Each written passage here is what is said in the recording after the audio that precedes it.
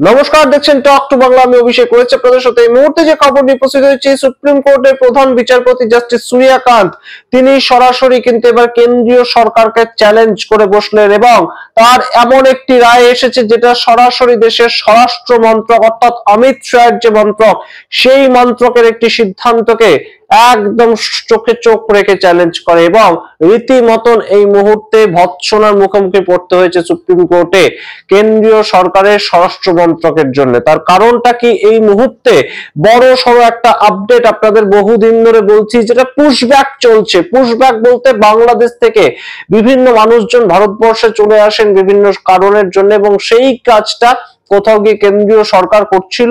দিল্লির থেকে একটি ফ্যামিলিকে তারা ধরেছিল যারা সংখ্যালঘু সম্প্রদায় মানুষ এবং তারা বাংলা ভাষায় কথা বলেন, তাই জন্য তাদেরকে পুশব্যাক করে বাংলাদেশে পাঠিয়ে দেওয়া হয়েছিল। কিন্তু তারা আদপে বীরভূমের বাসিন্দা, কিন্তু সেই জায়গা থেকে তাদেরকে এই মুহূর্তে আবার ভারতে ফিরিয়ে আনতে হবে। শুধু তাই নয়, তাদেরকে চিকিৎসার খরচ দিতে হবে, তার যে ছোট সন্তান রয়েছে সেই সন্তানকেও দেখভাল করতে হবে। এই ধরনের সরাসরি একটা কঠোর পরিস্থিতি কেন্দ্রীয় সরকারের সামনে তুলে ধরলো কিন্তু জাস্টিস সূর্যকান্ত এবং জাস্টিস জয়মাল্য বাগচি। সুপ্রিম কোর্টের কাছে একদম সরাসরি ধাক্কা খেলো। যে কেসটা নিয়ে সুপ্রিম কোর্টের দ্বারস্থ হয়েছিল কেন্দ্রীয় সরকার স্বরাষ্ট্র দপ্তর, সেই স্বরাষ্ট্র দপ্তর কেস নিয়ে গিয়ে নিজেরাই ধাক্কা খেতে বাধ্য হলো। সম্পূর্ণ ঘটনাটা আপনাদের বুঝিয়ে বলছি। অত্যন্ত ইন্টারেস্টিং এই মুহূর্তে একটা কেস সুপ্রিম কোর্টের পক্ষ থেকে সোজাসুজি চ্যালেঞ্জ করা হলো কেন্দ্রীয় সরকারের যা সিদ্ধান্ত সেটাকে। সমস্তটা দেখার আগে অবশ্যই টক টু বাংলা ইউটিউব চ্যানেলটিকে সাবস্ক্রাইব করে দিন, এই ভিডিও দেখুন শেষ অবধি স্কিপ না করে। আপনারা জানেন এই মুহূর্তে সুপ্রিম কোর্ট বনাম স্বরাষ্ট্র দপ্তর কিংবা সুপ্রিম কোর্ট বনাম কেন্দ্রীয় সরকার, এরকম একটা টাফ ফাইট বহুদিন ধরেই চলছে। সেটা যখন থেকে সঞ্জীব খান্না বিচারপতি, প্রধান বিচারপতি হয়েছিলেন ডক্টর চন্দ্রচূড়ের পরবর্তীতে, সেই সময় থেকে এটা আমরা দেখছি। জাস্টিস বি আর গাওয়াই যখন ছিলেন তখন থেকে দেখেছি, জাস্টিস সূর্যকান্ত এখন হয়েছেন, এখনো আমরা এই ঘটনা দেখলাম। কি ঘটনাটা আপনাদেরকে একটু বলি। বীরভূমের বাসিন্দা সোনালী খাতুন সংখ্যালঘু পরিবারের সন্তান এবং তিনি অন্তঃসত্ত্বা ছিলেন। এই সোনালী খাতুন এবং তার একটি ছোট সন্তান, তাদেরকে পাঠিয়ে দেওয়া হয় বাংলাদেশে। তার কারণ কেন্দ্রীয় সরকারের পলিসি অনুযায়ী সংখ্যালঘু হলে এবং তিনি যদি বাংলা ভাষায় কথা বলেন তাহলে তাকে বাংলাদেশি আখ্যা দেওয়া হচ্ছে। বিভিন্ন জায়গায় এরকম কাজ করা হচ্ছে এবং তাদেরকে বাংলাদেশে পাঠিয়ে দেওয়া হয়। এবং এই সোনালী খাতুন, তার পরিবার থাকে বীরভূমে এবং তারা কাজের সূত্রে দিল্লিতে গিয়েছিলেন এবং দিল্লির পুলিশ সেখান থেকে তাদেরকে গ্রেপ্তার করে। দিল্লির রোহিণী এলাকা, সেখান থেকে তাদেরকে গ্রেপ্তার করা হয়। তার পরবর্তীতে তাদের আই কার্ড দেখতে চাওয়া হয়। আই কার্ড তারা প্রডিউস করে, তাদের কাছে যে আই কার্ড ছিল ভারতবর্ষের নাগরিক হিসেবে, কিন্তু তার পরবর্তীতে তাদেরকে পাঠিয়ে দেওয়া হয় বাংলাদেশে। কিন্তু সোনালী খাতুনের মা তার বাড়ির পক্ষ থেকে একদম হাইকোর্টের দ্বারস্থ হয়। কোন হাইকোর্ট? কলকাতা হাইকোর্ট দ্বারস্থ হয় এবং সোনালী খাতুনের মা তিনি সরাসরি বলেছিলেন যে এইভাবে অন্যায় পরিস্থিতিতে আমার অন্তঃসত্ত্বা মেয়ে, প্রেগনেন্ট মেয়ে, তাকে বাংলাদেশে পাঠিয়ে দেওয়া হয়েছে এবং সেইটা নিয়ে কলকাতা হাইকোর্টের জাস্টিস ডিভিশন বেঞ্চ তারা কিন্তু সরাসরি বলে যে না, কোনো মতেই চলবে না। এই মুহূর্তে ভারতবর্ষের কেন্দ্রীয় সরকারকে কলকাতা হাইকোর্ট নির্দেশ দেয় যে এই যে সোনালী খাতুন এবং তার পরিবার, তাদেরকে আবার ফিরিয়ে আনতে হবে ভারতবর্ষে। তার কারণ এই যে অন্তঃসত্ত্বা মহিলা, তার সঙ্গে এটা কখনো করা যায় না।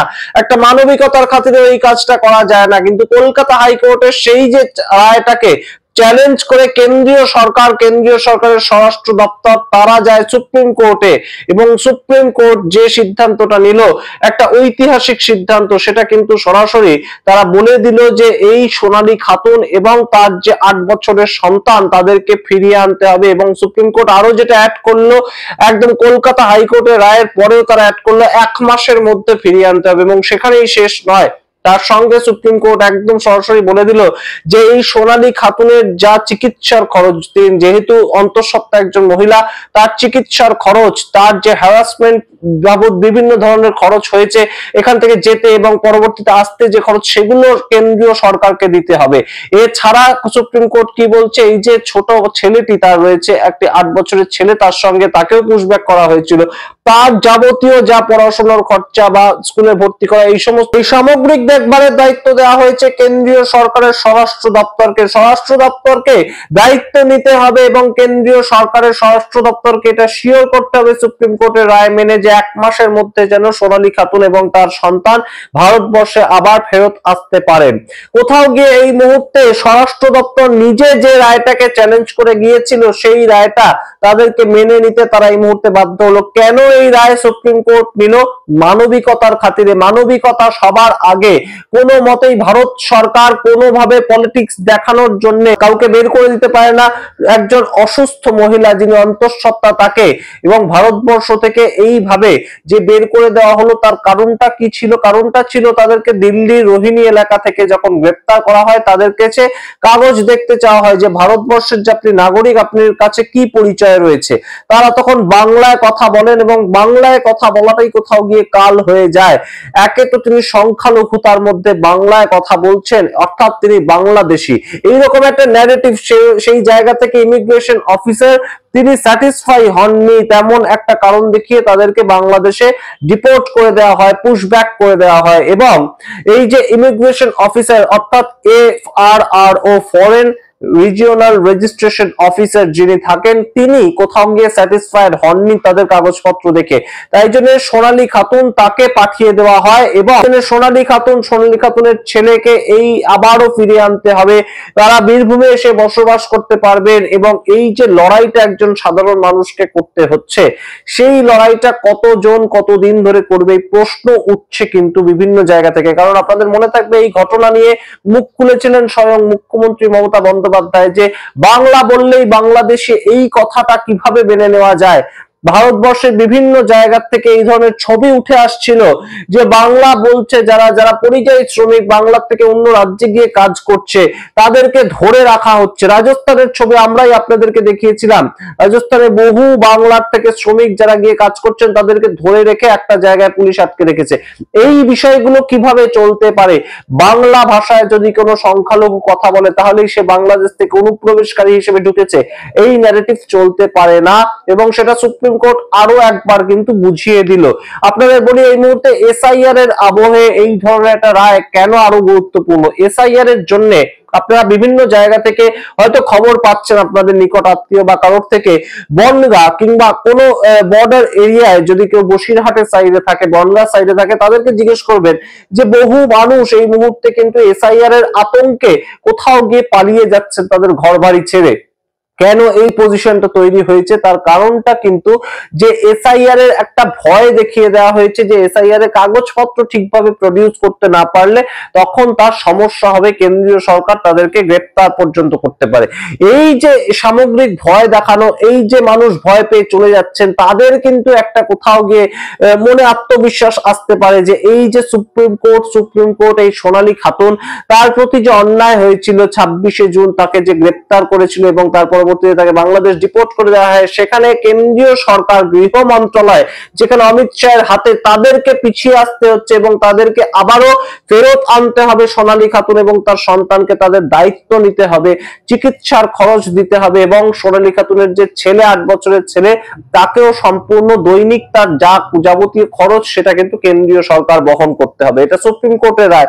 সুতরাং তারাও কিন্তু কোথাও গিয়ে আজকে যারা SIR এর আবহে বাড়ি ছেড়ে চলে যাচ্ছেন, অনেক জায়গায় ঘর ছেড়ে চলে যাচ্ছেন সীমান্তবর্তী এলাকার থেকে, তারাও কিন্তু এই মুহূর্তে তাদের একটা ভরসার জায়গা এই রায়টা, এই জায়গাটা খুব গুরুত্বপূর্ণ। SIR এর মাধ্যমে আমরা জানি না কি চেষ্টা করা হচ্ছে, SIR এর মাধ্যমে বারংবার বিরোধীরা অভিযোগ করছে বিহারের যে সীমান্তবর্তী এলাকা সেখানে বিভিন্ন সংখ্যালঘু মানুষের নাম কেটে দেওয়া হয়েছে।